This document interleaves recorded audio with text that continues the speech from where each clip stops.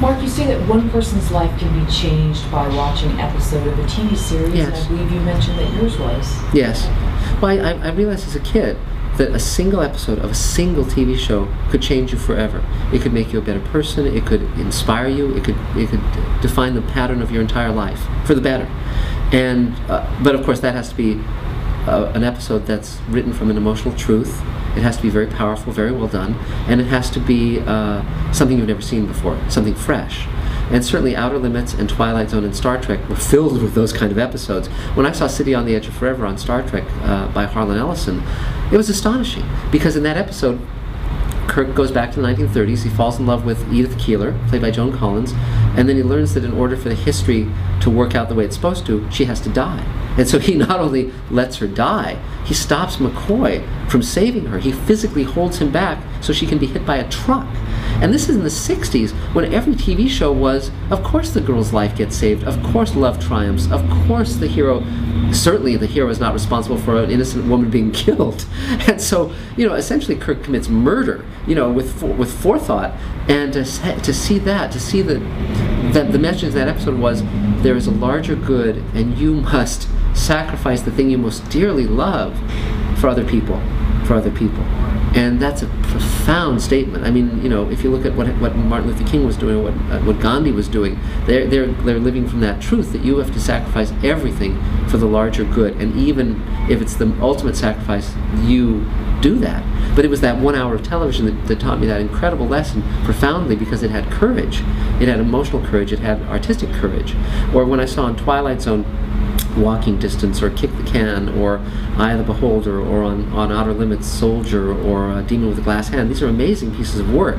So I started saying, even as a kid, even at, you know, 9, 10, 11, 12 years old, okay, who are the guys writing these? I became fascinated with who these guys were. I wanted to meet these guys. I wanted to learn from these guys. And ultimately I did. Harlan Ellison and Ted Sturgeon and Matheson and all these guys became mentors of mine, Bradbury, and I learned from Rod Serling, of course, profoundly. So I take that as a huge responsibility on me as an artist. So when I sit down to write, I'm trying to create something truthful and fresh and original. and I'm very aware that there are many successful people in this industry who don't feel that obligation at all. One of my teachers was Bruce Joel Rubin, who wrote the movie Ghost. He's a wonderful writer, wonderful man, and one of the things he said was, he said, most movies and TV shows, when you ask what they're about, well, like you ask what movies are about, well, most movies are about 2 hours, and that's it. They're not about anything. He said most writers and producers and directors making any film or TV show have no clue what it's about. And so it ends up being about nothing. It's just empty entertainment. And so we watch a TV show or we watch a movie, it's like, okay, well, that was diverting. It was like a movie, it was like, okay, it was a dark room to have popcorn in. But does it change your life? Does it move you profoundly? No. And so you start, as the creative artist, with the decision to do something truthful. So it's not about, oh, I'm going to change the world. It's just about, okay, I have something I want to say, and I'm going to try and say it truthfully and move people. And I've been very lucky to have that experience a number of times. When I did Star Trek New Voyages, World Enough in Time, which people can watch on spacecommandmovie.com in its entirety, that's the Star Trek episode with George Takei that I did without a studio or a network. I showed that with George Takei, and I went to the World Science Fiction Convention in Japan. It was very funny, because I said to George when we were shooting, I said, it was a very hard shoot, and I said, a year from now, you and I are going to be in Japan, we're going to be showing this to an audience of several thousand people, you're going to, and then we'll answer questions. I'll be answering in English, you'll be answering in Japanese, because he speaks Japanese fluently.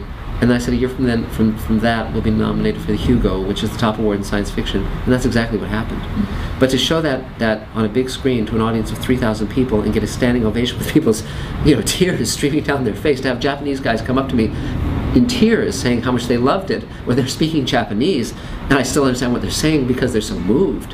And and I was told that Japanese audiences almost never give anything a standing ovation, so that was a huge honor.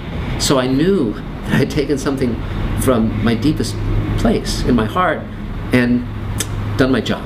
And so I'm very proud of that episode, and that's what spurred me to do Space Command. So I'm honored to do the job I do, but I also sense the obligation to do the job I do.